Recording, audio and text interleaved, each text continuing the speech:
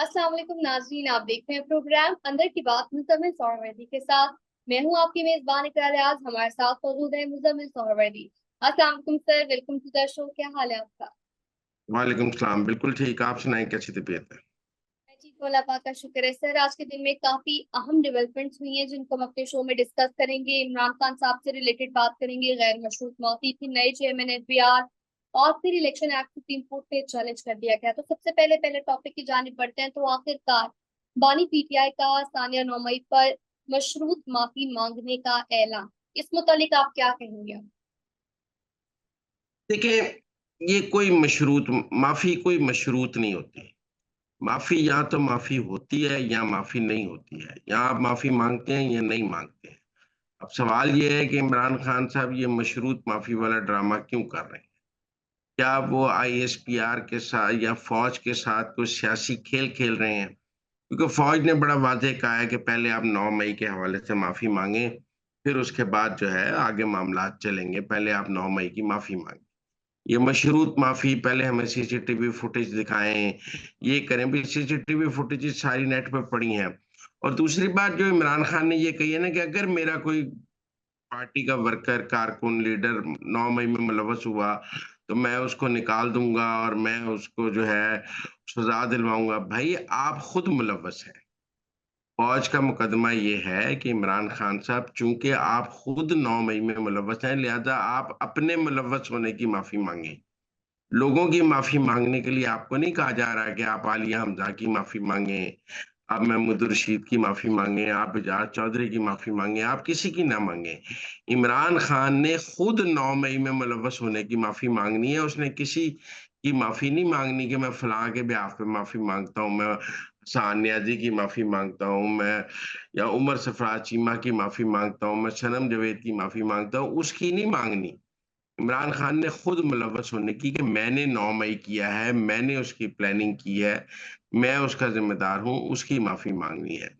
लेकिन बहरहाल मैं समझता हूं कि वो फौज को चिढ़ा रहे हैं, वो कोई माफी नहीं मांग रहे, क्योंकि कोई बातचीत हो ही नहीं रही है।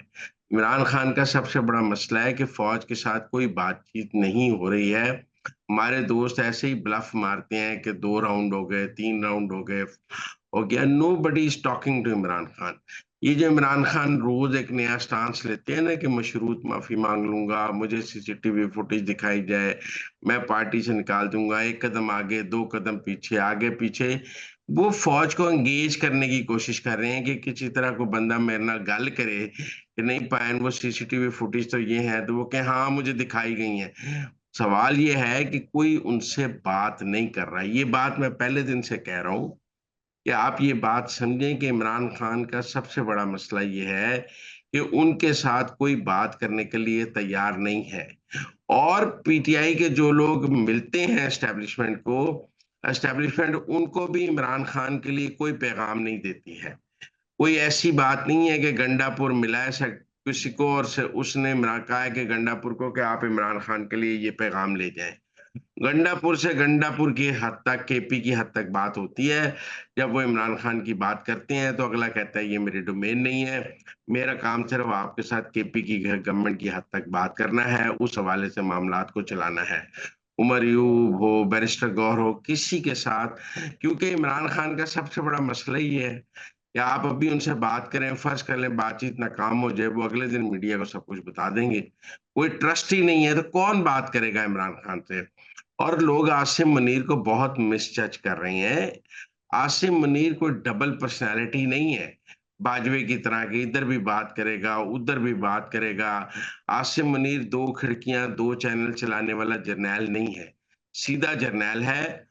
उसने बात नहीं करनी तो उसने नहीं करनी। वो कोई मतलब डिप्लोमेटिक जर्नैल नहीं है, वो वॉरियर जर्नैल है। उसने नहीं लड़ना है, वो लड़ाई है तो लड़ाई है, सुलह है तो सुलह है। उसके बाद ग्रे एरिया मौजूद नहीं है।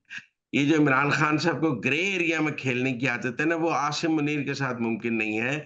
वो आसिम मुनीर को जनरल बाजवा समझ के डील कर रहे हैं, या पाशा समझ के डील कर रहे हैं, या जहीरुल इस्लाम समझ के डील कर रहे हैं। ये वो ब्रीड ही नहीं है जर्नैलों की, आसिम मुनीर कि वो एंगेज कर लिया, कभी धरने के लिए, कभी यूं कर लिया, कभी मुंह कर लिया ना। ये फैज है।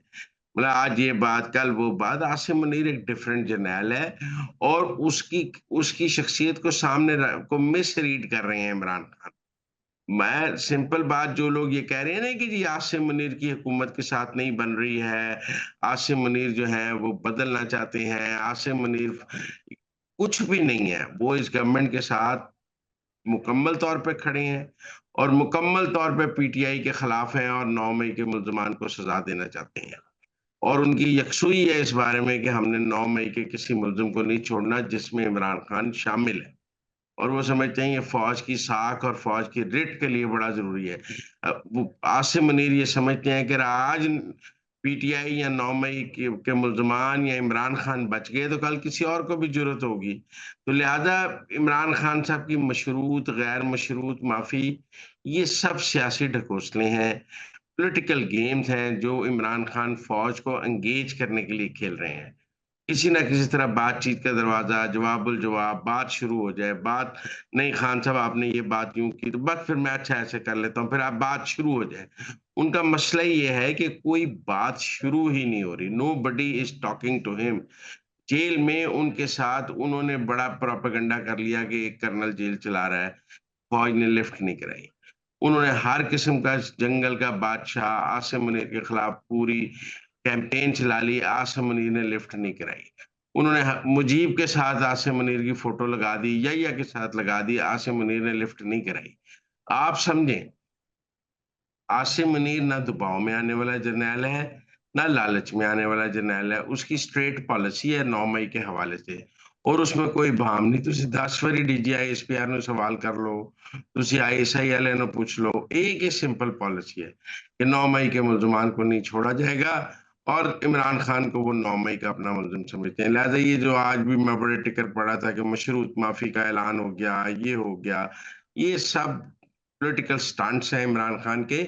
और दूसरी बात, इमरान खान जो है ना वो आसिम मुनीर को जस्टिस अतर मनिल्ला ना समझे। ये जस्टिस अतर मनिल्ला की अदालत नहीं है। जैसे जस्टिस अतर मनिल्ला की अदालत में ना वो माफी मांगने के लिए चाहे पहले कहा नहीं मांगूंगा, फिर कहा अच्छा हल्की मांगूंगा, फिर कहा पूरी मांगूंगा, एंड पे पूरी मांग ली कि जरा माहौल बन जाए ना, अतर मनिल्ला 4 मौके दे दे और इस तरह हर। भाई आसिम मुनीर कोई अतर मनिल्ला या काला पूर्ण नहीं है। उसकी अदालत में या उसके सामने आप इस तरह बार बार जो है स्टांस बदल के आज मशरूत कल गैर मशरूत ये दिखाएं, ये आसिम मुनीर का स्टाइल नहीं है। इसलिए मेरे ख्याल में आसिम मुनीर को मिसजज कर रहे हैं इमरान खान, क्योंकि उन्होंने और वो उनको साथ एंगेज होने के लिए कभी उनको दबाव में लाते हैं, कभी लालच देते हैं, कभी एक कदम आगे बढ़ते हैं, कभी 2 कदम पीछे बढ़ते हैं। कोशिश एक ही है कि कोई बातचीत शुरू हो जाए, जो बिल्कुल नहीं हुई। सर आगे बढ़ेंगे, कुछ बात करेंगे एफबीआर को लेकर। तो नए चेयरमैन एफबीआर जो आए हैं उनके मुतालिक आप क्या कहेंगे? उनके दौर में एफबीआर कैसा हो सकता है, इस मुतालिक कहिएगा। देखें, एक तो टवाना साहब चले गए, बहुत पहले टवाना साहब ने इस्तीफा दिया, फिर टवाना साहब ने खुद को बचाने की बड़ी कोशिश की, बड़े तरले मिन्नतें की, माफियां भी मांगी और बड़ा कहा कि मैं ठीक काम करूंगा। लेकिन प्राइम मिनिस्टर ने टवाने के हवाले से अपना एक जहन बना लिया हुआ था कि उसने हुकूमत पाकिस्तान को मिसगाइड किया है, झूठ बोला है और वो एक फेयर आदमी नहीं है। उनको फ्री हैंड दिया गया, लेकिन उन्होंने लोगों को विक्टिमाइज किया, अपने मुखालफिन को एडमिनिस्ट्रेटिव पूल में भेजा, लोगों को विक्टिमाइज किया और एक ग्रेड 22 लेने के चक्कर में उन्होंने पूरा एफपीआर जो है वो तबाह कर दिया।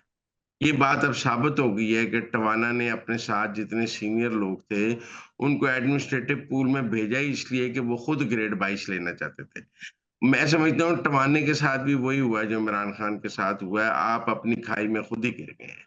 टवाने ने अपने मुखालफिन या अपने हमअसरों के लिए जो खाई खोदी थी, वो उस खाई में खुद ही गिर गए हैं। अपना टेन्योर भी पूरा नहीं कर सके और पहले एक शब्बर जैदी गए हैं इस तरह।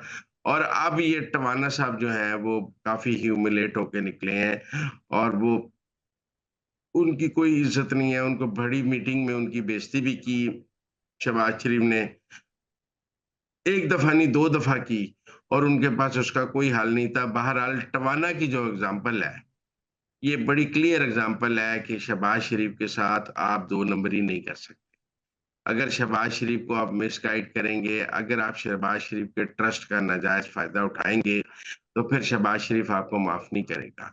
बड़े लोगों ने टवाने की सिफ़ारिश करने की कोशिश की है शहबाज शरीफ को। एक बहुत ही सीनियर वज़ीर जो हैं, वो टवाने के सिफ़ारिशी थे और जिनको शहबाज शरीफ ना भी नहीं कर सकते थे, जिन्होंने टवाने को लगवाया भी था।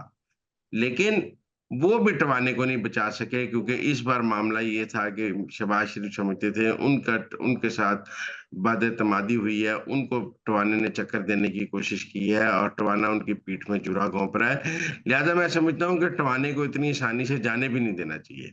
उसने पाकिस्तान के 4-6 महीने ज़ाया किए हैं और इसकी उसको सज़ा मिलनी चाहिए। ये आराम से पेंशन लेके घर चला जाए, ऐसी बात नहीं है। करवाने की इंक्वायरी होनी चाहिए, इसने जो-जो गलत काम किए हैं उसकी इंक्वायरी होनी चाहिए और उन्हें उसकी सज़ा मिलनी चाहिए। सर आगे बढ़ेंगे, कुछ बात करेंगे इलेक्शन एक्ट को लेकर। तो बाकायदा तौर पर अब पीटीआई की जानिब से सुप्रीम कोर्ट में इसको चैलेंज कर दिया गया है, तो आने वाले दिनों में आप इसको कहाँ जाता हुआ देखते हैं? देखिए, अब ये तो वो 8 रुकनी बेंच का इम्तिहान शुरू हो गया है। जस्टिस मंसूर अली शाह का अब इम्तिहान शुरू हो गया है। पहली बात तो ये है कि जस्टिस मंसूर अली शाह जो है तफ़सीली फ़ैसला जारी करें, जो पटारी में से साँप निकालना है वो निकाल लें। उन्होंने जो तफ़सीली फ़ैसला होल्ड किया हुआ था कि पहले ज़रा नशिस्तें मिल लें, पहले मैं अमल दरामद करा लूँ, फिर तफ़सीली फ़ैसला जारी करेंगे। वो तो उनकी स्कीम हो गई है नाकाम कि हम गर्मियों की छुट्टियों पे चले जाएँगे, हम नज़र-ए-षानी की दरख़्वास्त सुनेंगे ही नहीं, तो हुकूमत फँस जाएगी, इलेक्शन कमीशन फँस जाएगा और सबको मखसूस नशिस्तें पीटीआई को देनी पड़ेंगी। हम तफ़सीली फ़ैसला रोक कर और नज़र-ए-षानी की दरख़्वास्त रोक कर जो है वो हुकूमत को मजबूर कर देंगे और बड़ी चाल खेलेंगे कि हम तो छुट्टियों पे जा रहे हैं। भाई छुट्टियों पे आप जा रहे थे ना, पार्लियामान तो नहीं जा रही थी, उन्हें कानून पास करके वो रख दिया। अब मंसूर अली शाह और 8 रुकनी बेंच क्या करेगा? क्या इस कानून को बैक जुम्बिश कलम खत्म कर देगा? और कहेगा नहीं हमारे पुराने फैसले पे अमल करें, नहीं तो हम ऐसी की तैसी फेर देंगे। अगर वो खत्म कर देगा तो पार्लियामेंट 15 मिनट में दोबारा पास कर देगी। जिस शाम खत्म करेगा उसी शाम पार्लियामेंट का इजलास बुला के दोबारा पास कर लिया जाएगा। और बल्कि मंसूर अली शाह और उनके 8 रुकनी बेंच के खिलाफ करारदाद भी पास हो सकती है। कानून भी पास हो सकता है कि अदलिया को पार्लियामेंट के बनाए हुए कवानीन खत्म करने का इख्तियार नहीं है। तो ये लड़ाई आगे चलेगी। ये बिल्कुल वैसा ही मामला है जैसे बंदियाल साहब ने अपने एक हमख्याल बेंच के साथ जिसको 4-2, 2-4 की लड़ाई थी कि पंजाब में इंतखाबात का हुक्म दे दिया था 14 मई को और फिर वो इंतखाबात नहीं करा सके थे, ना किसी पर तौहीन अदालत लगा सके थे। इसी तरह अब भी मुझे लगता है कि ये मखसूस नशिस्तें मंसूर अली शाह और उनका 8 रुकनी जो टोला है वो नहीं दिलवा सकेगा, बल्कि ये उनके लिए एम्बैरेसमेंट का बायस बनेगा। उनके पास कानून को ख़त्म करने का इख्तियार है, लेकिन वो गैर कानूनी इख्तियार है। अदालतें पार्लियामान का बनाया हुआ कानून ख़त्म नहीं कर सकती हैं। अगर ख़त्म करेंगी तो गैर कानूनी काम करेंगी। और अब तो पाकिस्तान में ये जो है बड़ा मसला हो गया कि अगर अदालत गैर कानूनी काम करे तो उसको कैसे सज़ा दी जाए। और अदलिया खुद ब खुद पार्लियामान को इस तरफ लेके जा रही है कि ऐसे सिक्योरिटी मेजर्स लिए जाएँ कि अदलिया को आइन तोड़ने से और कानून तोड़ने से रोका जाए। क्योंकि अब पाकिस्तान का मसला ये है कि पाकिस्तान में आइन भी अदलिया तोड़ रही है और कानून भी अदलिया तोड़ रही है। अदलिया अपने पॉलिटिकल स्क्रिप्ट के लिए आइन को रीराइट करती है जो आइन तोड़ने के मुतरादिफ है और कानून को भी रीराइट करती है जो कि कानून तोड़ने के मुतरादिफ है।